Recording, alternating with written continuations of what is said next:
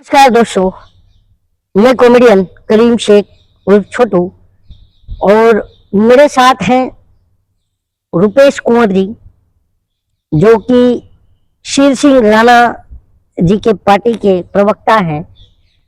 और मैं इनसे कुछ बात करूंगा जो देश में जो चल रहा है, जो मीडिया एक परसेप्शन फैला रही है, सरकार भी उस पर ध्यान नहीं दे रही है, तो ऐसे मुद्दे पर मैं इनसे बात करूंगा।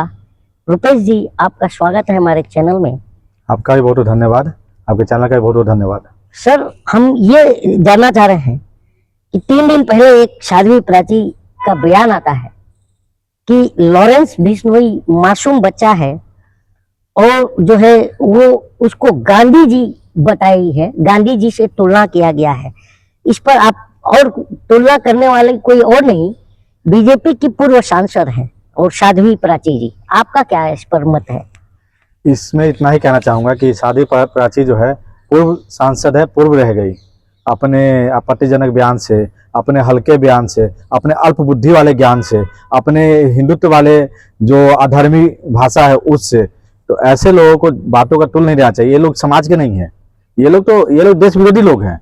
साध्वी प्राची जो है देश विरोधी लोग है। अगर देश की होती तो देश की बात करती, देश के लोगों की बात करती, देश के हिंदू सनातनीय परंपरा की बात करती, सबके एक साथ ले जाने की बात करती।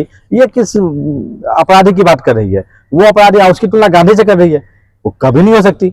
गांधी बनना, तो ये क्या आप गांधी का अपमान नहीं मानते? गांधी जी का अपमान है। मैं कह रहा हूँ गांधी बनना, सदियों में कोई गांधी पैदा होता है।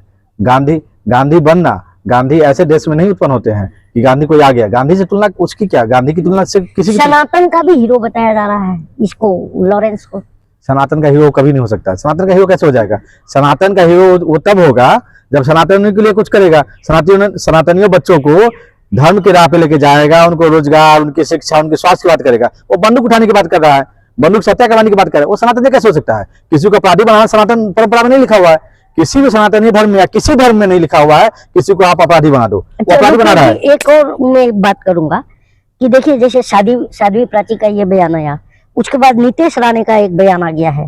नीतीश राणे इंडिया टीवी पर जाके बोलता है कि चुन चुन कर मतलब मुसलमानों को मारने की बात कर रहे हैं।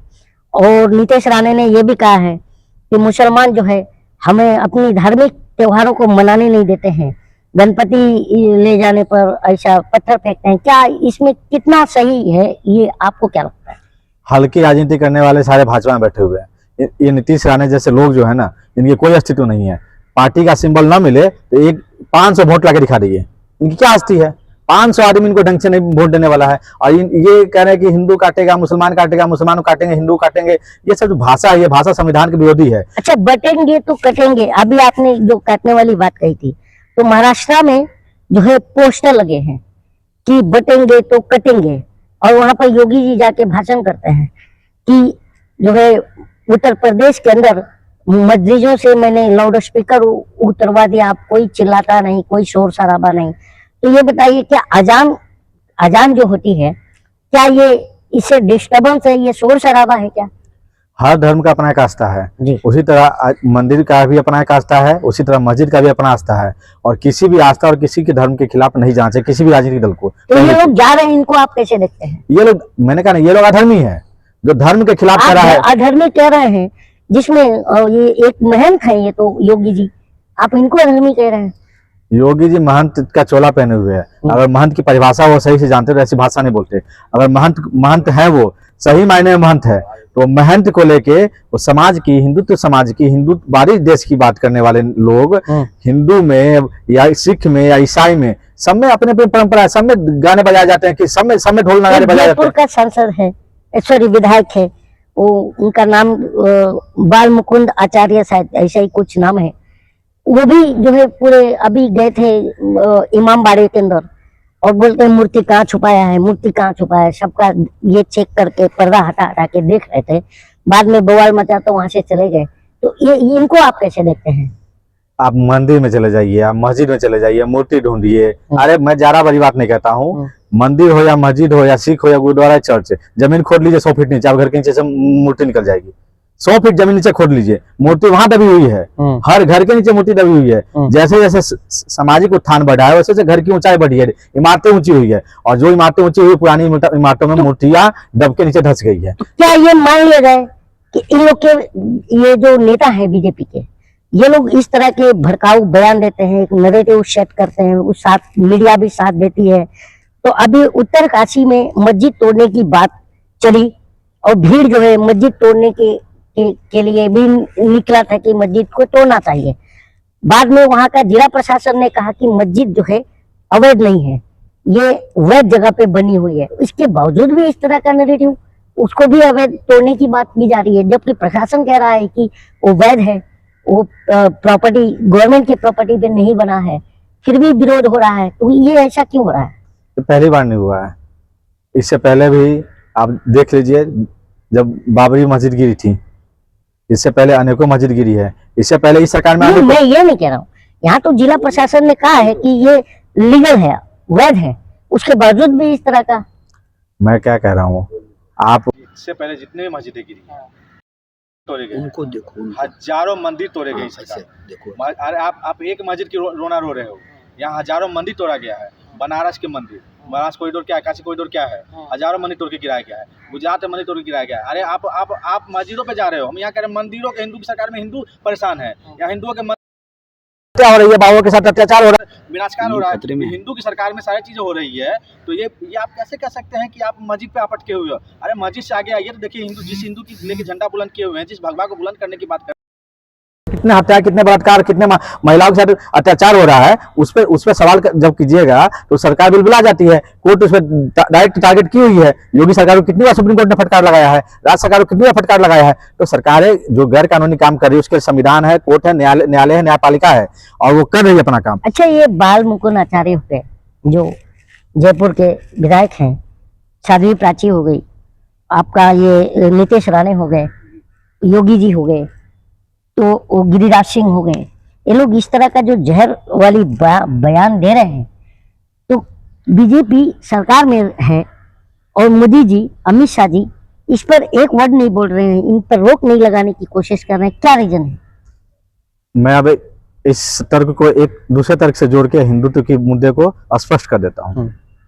राष्ट्रवादी जनलोक पार्टी शक्ति प्रवक्ता होने के नाते बड़ा गंभीरता से मैं कह रहा हूँ इस बात को कि आदरणीय प्रधानमंत्री जी, गृह मंत्री जी और योगी जी और गिरिराज सिंह, जितने भी ये हिंदुत्ववादी नेता हैं जो भगवा धारण किए हुए हैं धर्म का, इनको मैं कहना चाहता हूँ, बिहार का प्रोग्राम छठ मैया का त्योहार है, सबसे बाद हिंदू धर्म का त्योहार है, दीपावली का त्योहार है, सबसे बाद हिंदू धर्म का त्योहार है। आज बिहारियों के साथ क्या हो रहा है? बिहारी को रेल नहीं मिल रहा है, बिहारियों को हवाई जहाज नहीं मिल रहा है, बिहारियों को बस नहीं मिल रहा है। आपने छठ की बात करी, अभी छठ में ही भगदड़ मच गया बांद्रा स्टेशन में, 9 लोग घायल हुए।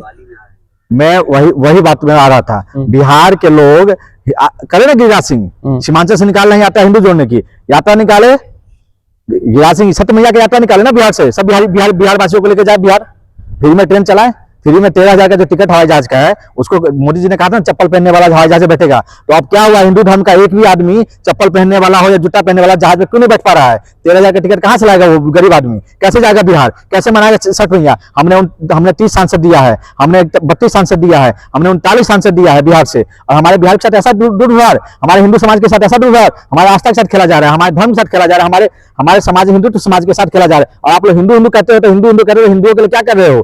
क्यों ना छठ मैया के लिए आप लोग यात्रा निकाल रहे हो? क्यों छठ मैया के जोड़ने के लिए हिंदुओं के लिए यहाँ से बस सेवा, ट्रेन सेवा और हवाई जहाज की सेवा शुल्क माफ कर रहे हो? ये सब ढोंग है, चोला है, और ये सब सिर्फ और सिर्फ धर्म के नाम पे गुंडागर्दी है। आप बिहार चाहते हैं जी, आप बिहार चाहते हैं, और गिरिराज सिंह जी भी बिहार चाहते हैं।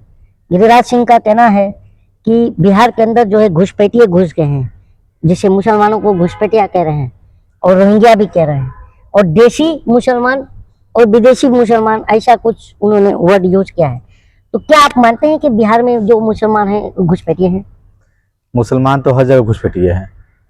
मुसलमान कहाँ नहीं घुसपैठिए? जब तक भाजपा की सरकार रहेगी मुसलमान घुसपैठिए नजर आएंगे। आप ये बात जान लीजिए। इस देश में देश का मूल निवासी आदिवासी है, इस देश का मूल निवासी दलित है।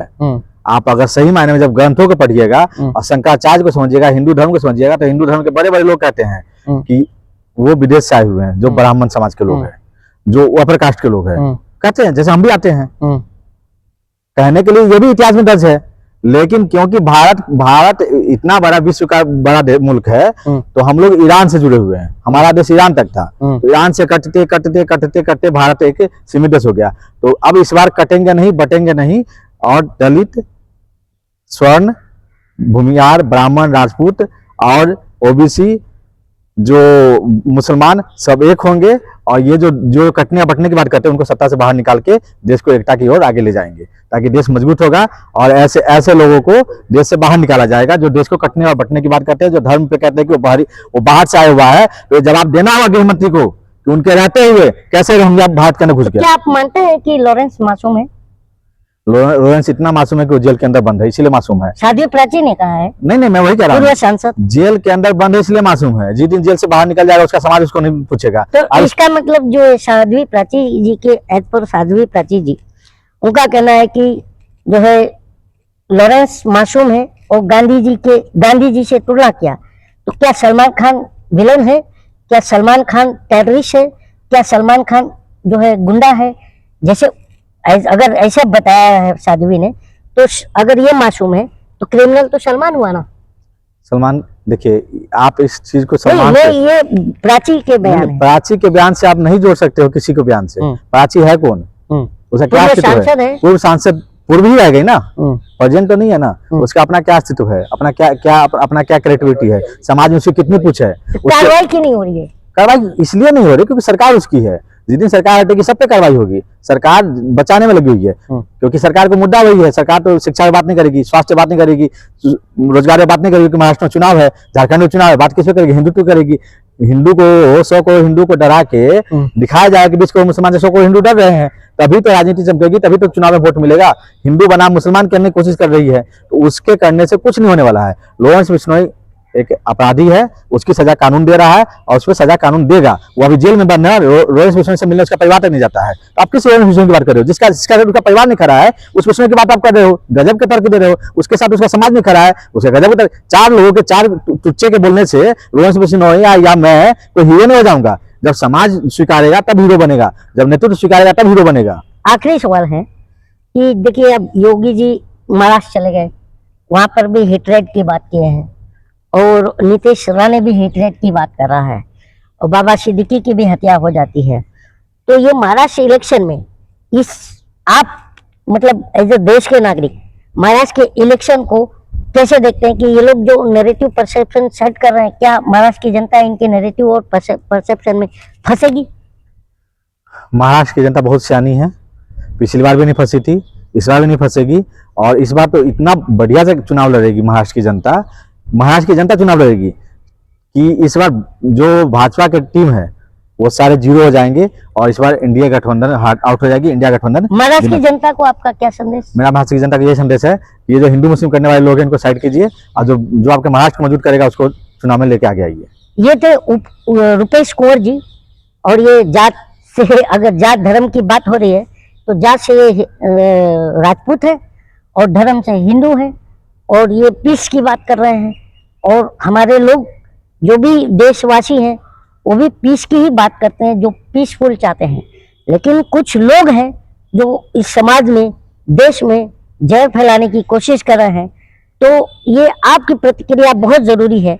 कमेंट बॉक्स में जरूर बताइएगा कि मेरी और रुपेश भाई की जो बात हुई है कि आपको कैसा लगा। कमेंट बहुत जरूरी है। जय हिंद। ठीक बा, धीरे धीरे मैं रिपोर्टर